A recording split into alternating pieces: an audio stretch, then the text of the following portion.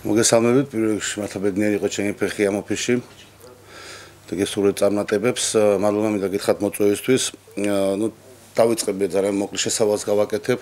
ვთქვათ, შევაფასებ იმ პოლიტიკურ ვითარებას, რომელშიც დღეს ქვეყანა იმყოფება. სიმართლე გითხრათ, დიდი ენთუზიაზმით არ ვაფასებ, იმიტომ რომ კაც ურაფერს ხედავ. და ალბათ ყველაზე ცუდი რითაც მინდა დავიწყო საუბარი, ჩემი აზრით არის ის, რომ ქვეყანა არის საარჩევნო რეჟიმში უკვე ძალიან დიდი ხნის განმავლობაში. მინდა ვთქვა, რომ ნებისმიერი არჩევნების დროს ქვეყანაში ინვესტიციების რაოდენობა, განვითარება ქვეყნის ჩერდება, თუმცა ეს არჩევნები არის ერთ-ერთი გამოსავალი ხელისუფლების შეცვლის ან რაღაც პოლიტიკური სტაბილურობის დამკვიდრების. მაგრამ არ შეიძლება ქვეყანა იყოს საარჩევნო კამპანიის შემდეგ თვეების განმავლობაში და წლების განმავლობაში საარჩევნო რეჟიმში. დღეს პირველი რაც თვალშისაც მიაჩნევს ქვეყანაში არის ის, რომ საარჩევნო კამპანია არ დასრულდა, მას შემდეგ რაც არჩევნები დასრულდა და უკვე ახალ საარჩევნო რეჟიმში შევაცვლ მალე. მე არ ვიცი მე ეს რეჟიმი როდი დასრულდება და უკვე მოვა ადგილობრივი არჩევნები. მე მგონია, რომ ეს ძალიან ძიმე დარტყმას მიაყენებს ჩვენს ქვეყანას. კარგია, რომ რა თქმა უნდა, ამას უნდა მივესალმოთ ყველა მხრიდან და მე ამ შემთხვევაში რომელიმე პოლიტიკური ძალის შეფასებას არ ვაკეთებ, რომ როგორც იქნა ქვეყანამ რაღაც კალკულაციად შეძლო, რაღაც დოზით მაინც გაეწყვიტა ეს ბანკიერი წრე, რომელშიაც იმყოფებოდი და ხელისუფლებები ჩვენს ქვეყანაში იცვლებოდა მხოლოდ რევოლუციების გზით. მოხერხდა ის, რომ შეიცვალა ხელისუფლება არჩევნების გზით, მაგრამ ვერადავერ ხერხდება ამის ასე ვთქვათ იურიდიული გაფორმება. იურიდიულ გაფორმებაში მე არ გულისხმობ მაინც სამართალს, ანუ ფაქტობრივი გაფორმება ამის ვერ ხერხდება, იმიტომ რომ თუ ჩვენ სამართლიანობის აღდგენაში არჩევნების შემდეგ ვიგულისხმებთ იმას, რომ ვიღაცაზე უნდა რევანში მოახდინოს, მაშინ ეს არ იქნება სამართლიანობის აღდგენა და ეს არ მოხსნეს საშუალებას, რომ ქვეყანა დამშვიდეს ერთი მხრივ. თუ ჩვენ გვექნება იმის ამბიცია, რომ 4 წელზე უფრო ადრე თუ ქვეყანაში არაფერი არ ხდება ცუდი, დავიბრუნოთ ხელისუფლება, არც ეს მისცემს ჩვენ ქვეყანას დამშვიდების საშუალებას, ანუ ეგრეთ წოდებული მაქსიმალურად შევეცადე სიტყვა კოაბიტაცია არ ვეხმარა, ყოველ მეორე კუთხეში ამას ხმარობენ დღეს საქართველოში, თუმცა ერთი რა ფაქტია, არჩევნების გზით ხელისუფლების ცვლილება იყო ძალიან დადებითი ფაქტი, მაგრამ კოაბიტაციის გარეშე ეს იქნება წყალში დაყრილი შედეგი, იმიტომ რომ ჩვენ იგივე შედეგს მივიღებთ, რაც შეიძლება ყოფილიყო რევოლუციის პირობებში. იგივე სიტუაციაა, რაც საშინაო პოლიტიკის თვალსაზრისით, საგარეო პოლიტიკის მიმართულებითაც თუ გაურკვევლობა ალბათ ამეთანხმებით, რომ ქვეყანაში საზოგადოებაში, ხალხში, ალბათ ყველა ოჯახში, ქუჩაში ყველგან საუბრობენ იმაზე, რა იქნება, რა ხდება, როგორ იქნება. ეს ეხება საგარეო პოლიტიკასა და საშინაო პოლიტიკასაც. მე არ ვიცი, ახალი ხელისუფლების პოლიტიკური ტაქტიკაა და კურსია, თუ რა არის, მაგრამ ყოველ შემთხვევაში მე გონია, რომ ესეთი ტაქტიკა და კურსი თუ ეს შეგნებულად კეთდება, კარგს არაფერს მოუტანს ჩვენს ქვეყანას და თუ არც ოდნის გამოხდება, არც ეს იქნება მაინც კაი შედეგის მომტანი. იმიტომ რომ მე მინდა ახლა უკვე შევეხო იმ ძირითად თემას, რატომაც მე აქ მინდოდა საუბარი ამ თემაზე, ეს არის ჩვენი ურთიერთობები რუსეთთან და ჩვენი საგარეო კურსი. ერთი ძალიან მნიშვნელოვანი დეტალი, რომელზეც მინდა გავამახვილო თქვენი ყურადღება, სამწუხაროდ მიმაჩნია, რომ სათანადოდ ამაზე საზოგადოებაში ყურადღება არ იყო გამახვილებული და მე შევეცდები, რომ ამის პროვოცირება მოვახდინო თუ მოვახერხებ. მაშინ როდესაც ძალიან ბევრს საუბრობთ ეკონომიკურ ურთიერთობებზე რუსეთთან. მაშინ როდესაც ჩვენ საზოგადოებაში დიდი ასთა სხვადასხვაობა, მე არ ვიტყვი დაპირისპირება გამოიწვია კულტურული ურთიერთობების კონტექსტში, ვთქვათ, ქართული ცეკვის შესრულებამ კრემლის დარბაზში და მე პირადად ამის მომხრე არ ვიყავი, მაგრამ ახლა ამ თემაზე არ ვსაუბრობ.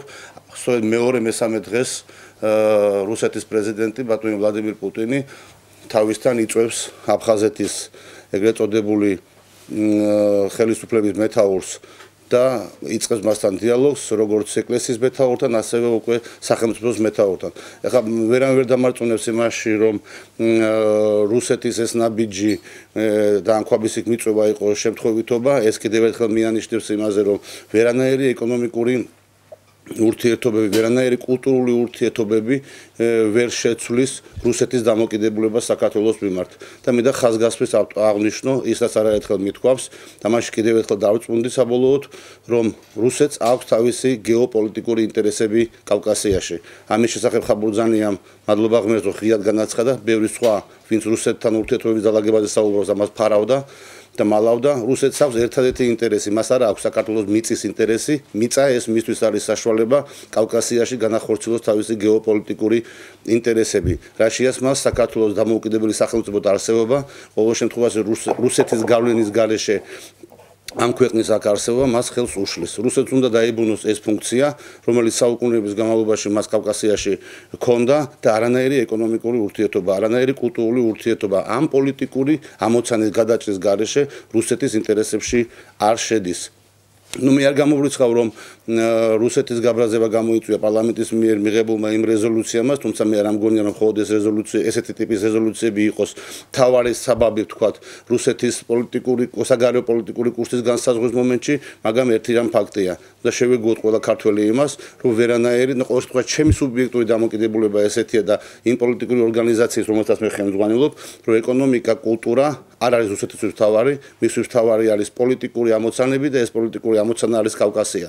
თუ საქართველო არ დაბრუნდება რუსეთის ორბიტაზე, ან რომელიმე გაერთიანებაში, სადაც დომინანტი იქნება რუსული სახელმწიფო, ანუ არ გახდება რუსული სახელმწიფოს ნაწილი და ევრაზიულ კავშირს მე სხვანაირად ვერ აღვიქვამ, რა მნიშვნელობა აქვს რა სახელს დაარქმევენ, ანუ ამ შემთხვევაში საქართველოს ვიცით, რომ თანხმდებით ალბათ იმაზე, რომ ამბობს უარს დამოუკიდებლობაზე, სხვა შემთხვევაში საქართველოს საგარეო პოლიტიკური ორიენტირი არ იქნება თავისუფალი დამოუკიდებელი. ანუ რუსეთთან ურთიერთობა შესაძლებელია მხოლოდ ერთ შემთხვევაში, თუ ჩვენ ვიტყვით ჩვენს დამოუკიდებლობაზე უარს. კი ბატონო, შევთანხმდეთ იმაზეც, რომ შეიძლება ეს იყოს არაიურიდიული უარი, მაგრამ ეს იქნება ფორმალური დამოუკიდებლობა. საქართველოში რუსეთი მიუხედავად იმისა, რომ არჩევნების შედეგად მოვიდა ხელისუფლებაში ისეთი პოლიტიკური ძალა, სადაც გაურკვეველია პოლიტიკური ორიენტაციები, პოლიტიკური ჯგუფების და სწორედ ამიტომაც იყო, რომ ეროვნულ-დემოკრატიული პარტია ცოტა ფრთხილად უყურებდა ამ პოლიტიკურ ძალას და ეს ამორფული ერთობა იყო, იქ იყვნენ პოლიტიკური ძალები, რომლებიც მეგობრობდნენ ჟირინოვსკისთან და სხვადასხვა რუს პოლიტიკოსებთან, რომლებიც განსაკუთრებულად გამოირჩევიან თავისი ნეგატიური დამოკიდებულებით საქართველოს მიმართ, აგრეთვე იყვნენ პოლიტიკური ძალები, რომელთაც ნამდვილად პრორუსულ პოლიტიკოსობას მე ვერ დავაბრალებ, ალბათ უფრო დასავლეთზე არიან ორიენტირებული და თვითონ ფაქტი, რომ გარღვევა ამ მიმართულებით ამ ხელისუფლების პირობებში და ის დაპირება, რომ რუსეთთან ჩვენ დავალაგებთ ურთიერთობას, ჯერ კიდევ ამას პირი არ უჩანს, მიანიშნებს იმაზე, რომ რუსეთს უნდა საქართველო ანუ სრულად და არავითარ შემთხვევაში ნაწილ-ნაწილ, სხვა შემთხვევაში იმ თავის გეოპოლიტიკურ ფუნქციას ამ ქვეყანაში, ამ რეგიონში ვერ დაებრუნებს. რაც უფრო ადრე მივხვდებით პოლიტიკოსები ამას, რომ და ჩვენი დამოკიდებულება ესეთია,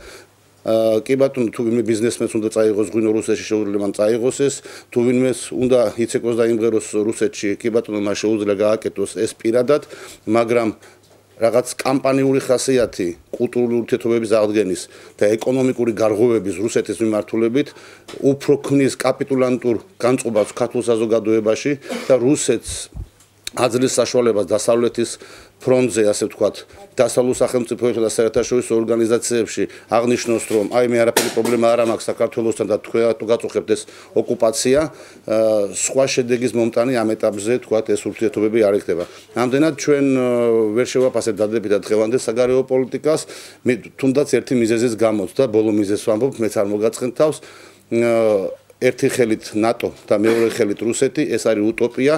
და თუ იმის ამისი ჯერა ის უბრალოდ ვერ ერკვევა ვერც პოლიტიკაში და ვერც ელემენტარულ ფსიქოლოგიაშიც, ეს ამბიციები შეიძლება ბევრს აქვს, სხვა შემთხვევაში ეს არის შენი საზოგადოების მოტყუება. სვლა არსაით არის სვლა რუსეთისკენ, იმიტომ დასავლეთის მიმართულებით სვლა სჭირდება განვითარება, სჭირდება გამოკვეთილი და მკაცრი პოლიტიკური, საგარეო პოლიტიკური ტაქტიკა. დღესდღეობით შეიძლება ვთქვათ, რომ მე პირადად არ ვიცი საით მივდივარ და თუ არ ვიცით საით მივდივარ, მაშინ მივდივართ რუსეთისკენ. არ ვიცი, ძალიან სიამოვნებოდა, რომ მეორე პარტიის როლში ყოფილიყო ეროვნულ-დემოკრატიული პარტია, მაგრამ გეტყვით იმას, სწორედ მე ეს მინდოდა მეთქვა, როდესაც აღნიშნე, რომ არჩევნების გზით ხელისუფლების შეცვლა იყო წარმატება, მაგრამ ეს წარმატება საბოლოო ჯამში ჩაითვლება მხოლოდ იმ შემთხვევაში, თუ ქვეყანაში დამკვიდრდება ყოფილი ხელისუფლების ოპოზიციაში გადასვლის პრაქტიკა. სამწუხაროდ ჯერჯერობით ამ პრაქტიკის დამკვიდრება საფრთხე ნამდვილად აქვს. არა აქვს მნიშვნელობა ქუჩაში ქვების როლით მოხდება, ქუჩაში ტანკების გამოყვანით თუ სხვა რაღაც სხვა მეთოდებით მოხდება ის, რომ ყოფილი ხელისუფლება სრული შემადგენლობით გადასცემს ხელისუფლებას ერთ პარტიას, რომელსაც 9 წლის შემდეგ ისევ რომელიღაც ახალი ჯგუფი დაამხობს.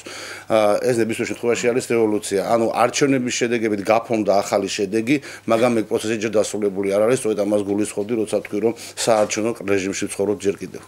აპირებთ თუ არა რომ მონაწილეობა მიიღოთ როგორც შუალედურ არჩევნებში, ისე საპრეზიდენტო არჩევნებში და ზოგადად როგორია ის თქვენი სამომავლო პოლიტიკური გეგმა? პარტიის ცხოვრებაში არის ორი ეტაპი. ერთი რომ მას თუ უნდა ჩაითვალოს თავი პარტიად და ითვლებოდეს საზოგადოების თვალში პარტიად მიუხედავად რეიტინგისა, მას უნდა შესწევდეს ძალადაუნარი მიიღოს არჩევნებში მონაწილეობა, უკვე შემდეგ დღება დღის წესრიგში რომ წარმატებას მიაღწიოს ამ არჩევნებში. დღეს ეროვნულ დემოკრატიულ პარტიას სულად გააჩნია რესურსი იმისთან რომ მიიღოს არჩევნებში მონაწილეობა, თუმცა ამას რეიტინგთან დაკავშირებით ნამდვილად ვერ ვიტყვი.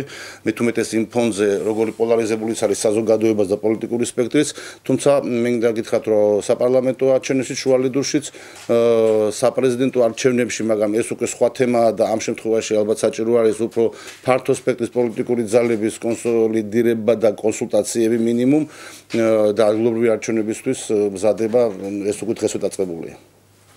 თქვენ როგორც ასე ვთქვათ მესამე პოლიტიკური ძალა, ანუ არა ის პოლიტიკური ძალა, რომელიც ძირითადად ოპონირებს ერთმანეთს. როგორ უყურებთ იმ საკითხს, რომელზეც ამ დღეების განმავლობაში დავა მიმდინარეობს, ეს არის აგრარული უნივერსიტეტის გარშემო განვითარებული მოვლენები.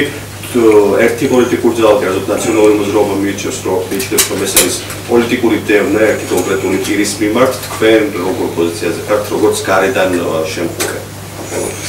ალბათ ის ერთ-ერთი თემაა, რომლის არც ერთი დეტალი არც აგენტოებში და არც ტელევიზიებში არ გამომიტოვებია, იმიტომ ძალიან მინდოდა ამეხსნა რა მოხდა აგრარულ უნივერსიტეტთან დაკავშირებით და რატო გარისკა ხელისუფლებამ პირველივე მისი აქტიური ნაბიჯი, ასე ვთქვათ, ახალგაზრდების მიმართულებით გადაედგა. ეს იყო ძალიან დიდი შეცდომა, მე არ ამგონია ეს იყო შეგნებული ნაბიჯი, ან იმ ადამიანმა, ვინც ეს ამოცანა შეუსულა ბატონ ბიძინა ივანიშვილს, ამ ხელისუფლებამ ძალიან დიდი დარტყმა მიაყენა, ამ შემთხვევაში გულისხმობ განათლების მინისტრს, ან კიდევ ხელისუფლებამ დაუშვა ძალიან უხეში შეცდომა, ალბათ რომლის გამოსწორებასაც ძალიან რთული იქნება, თუმცა გამოუსწორებელი არაფერი არ არის. ახალგაზრდობა არის სწორედ ის ფენა საზოგადოების, რომელსაც ყველა პოლიტიკურმა ძალამ ანგარიში უნდა გაუწოს, თუნდაც ის შემთხვევაში თუ არ ახარ დარწმუნებული იმაში, რომ თლად ბოლომდე ცდები.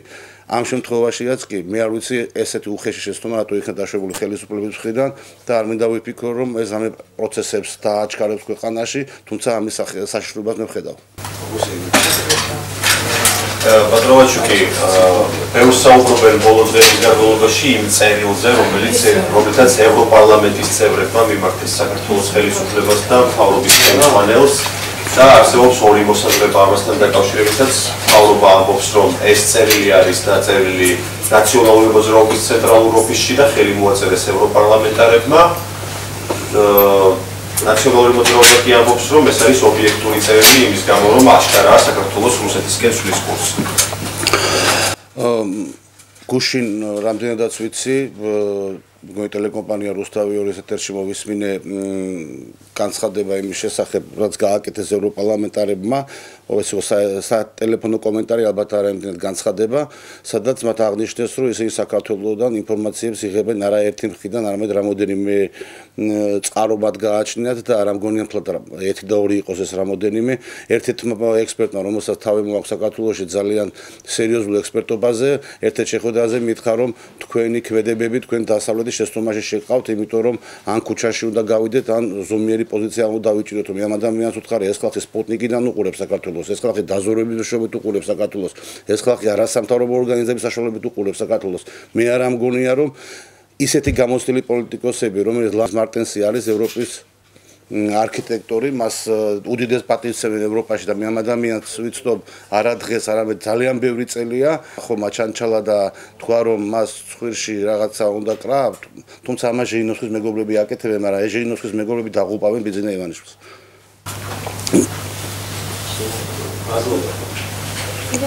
ბატონოვაჩი კიდე შეკითხვა. დიდი ხნის განმავლობაში ქართული ოცნების ლიდერი ბიძინა ივანიშვილი საუბრობდა იმის შესახებ, რომ ნაციონალურ მოძრაობას ყავს ერთგვარი სატელიტი პარტიები, რომელთა შორის მოიაზრებდა ეროვნულ დემოკრატიულ პარტიასაც. და მისი აზრით, ეს პარტიების ადგილი აღარ უნდა დარჩეს ქართულ პოლიტიკაში. ესეთები თქვენ ეროვნულ დემოკრატიული პარტიის გარდა ეს არის ქრისტიან დემოკრატიული პარტია, ახალი მემარჯვენეები და ასე შემდეგ. თქვენ რას უპასუხებდით აი ამ ერთგვარ ბრალდებაზე? ეს იყო წმინდა მირაჟი, პოლიტიკური ტაქტიკა მათი მხრიდან, რომ მესამე პოლიტიკური ძალა და ცენტრი არ გაჩენილიყო ქვეყანაში. დღეს ამის სურვილი ვიტყოდი, რომ ორივე პოლიტიკურ ძალას გააჩნია, არც ნაციონალებს არ აქვს დიდი აქტოვანება იმაზე, რომ გაჩნდეს მესამე ძალა და არც ქართული ოცნება სურს ასეთი პოლიტიკური ძალის, მძლავრი ძალის, თორე ახლა პარტიები შეიძლება არსებობდეს გაჩენა ქართულ პოლიტიკურ მოედანზე. რითი შეიძლება ახლა უპასუხო ბევრმა იმ პოლიტიკურმა ძალამ, რომელსაც ასე უწოდებდნენ პოზიცია შეიცვალა, ეროვნულ დემოკრატიულ პარტიას პოზიცია არ შეუცვლია, ჩვენი საგარეო ორიენტირი კვლავ რჩება დასავლეთი და ნატო და იმის გამო რომ მიშისტობა შეიძლება ვიღაცას დააბალოს, ჩვენ საგარეო პოლიტიკურ ორიენტირებზე უარს არ ვიტყოდეთ ჩვენ შეხედულებებს. არის თუ არა დასავლური კურსისადმი ერთგულება მიშისტობა როგორც ბოლო დროს გამოდის? აბად გავდით ქუჩაში და ელაპარაკეთ ადამიანს და უწყეთ საუბარი რომ რუსეთი არ მინდა და რუსეთში არ არის ჩვენი ხსნა დასავლეთში არის, შენ ნაციონალი ყოფილ გეტყვიან. თუ ეს ასე არ არის, მაშინ ბოდის მოვიხდი. დიდი მადლობა, კითხვები გააქვთ? დიდი მადლობა თქვენ.